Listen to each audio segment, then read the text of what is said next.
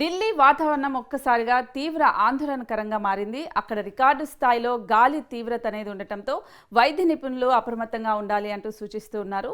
అయితే అధికారులు ఎన్ని చర్యలు తీసుకుంటున్నా అక్కడ వాతావరణంలో మార్పులైతే ప్రశ్నార్థకంగా మారాయని చెప్పాలి. దేశ రాజధాని ఢిల్లీ గత కొద్ది కాలంగా కాలుష్య మబ్బుల్లో చిక్కుకుపోయింది. ఇక్కడి ప్రజలు తెల్లవారుజామున లేచేది సూర్యోదయాన్ని చూడటానికి కాదు, దట్టమైన పొగమంచును చీల్చుకుంటూ శ్వాస తీసుకోవడానికి.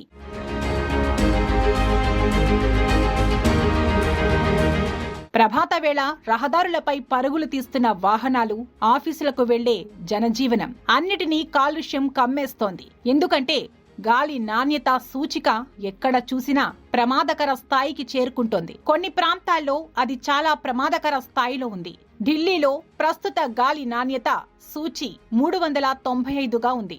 ఇది చాలా ఆందోళన కలిగించే స్థాయి. ఈ పరిస్థితికి ఏమిటి కారణం?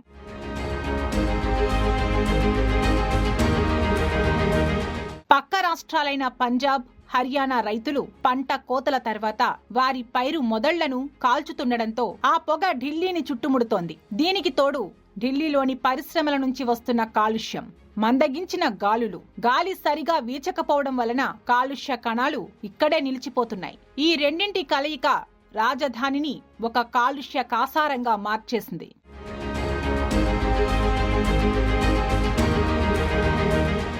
రాజ్పథ్, సెంట్రల్ ఢిల్లీ ప్రాంతాల్లో పరిస్థితి మరింత దారుణంగా ఉంది. ఉదయం ఇంటి నుంచి బయటకు వస్తే ఎదురుగా కనిపించేది భవనాలు కాదు, రోడ్లు కాదు, ఒక గోధుమ రంగు పొగమంచు గోడ. వాహనాలు హెడ్లైట్లు వేసుకుని నెమ్మదిగా వెళ్లాల్సిన పరిస్థితి. పాదచారులు మాస్కులు లేనిదే బయటకు వెళ్లే అవకాశం లేదు. ఈ స్థాయి కాలుష్యంలో ఒకరోజు ఉండటమే రోగాలను ఆహ్వానించినట్లని వైద్యులు హెచ్చరిస్తున్నారు.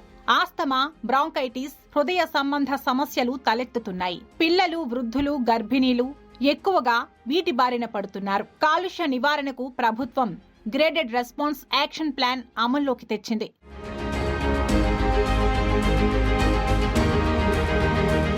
వాహనాలపై నియంత్రణ, నిర్మాణ పనులకు పరిమితులు, రోడ్డుపై నీటి పిచికారీ, కాలుష్యాన్ని తగ్గించే యంత్రాల వినియోగం ఇవన్నీ జరుగుతున్న పరిస్థితిలో పెద్దగా మార్పు కనబడటం లేదు. ఢిల్లీ పరిస్థితిపై తాజా దృశ్యాలు సోషల్ మీడియాలో వైరల్ అవుతున్నాయి. ఢిల్లీ ప్రజలు స్వచ్ఛమైన గాలి కోసం తపిస్తున్నారు. ప్రభుత్వాలు కార్యాచరణ చేపడుతున్నా ఫలితం అంతంత మాత్రమే. కాలుష్యం నుంచి వారికి ఎప్పుడు ఉపశమనం లభిస్తుందో చెప్పలేని స్థితి నెలకొంది.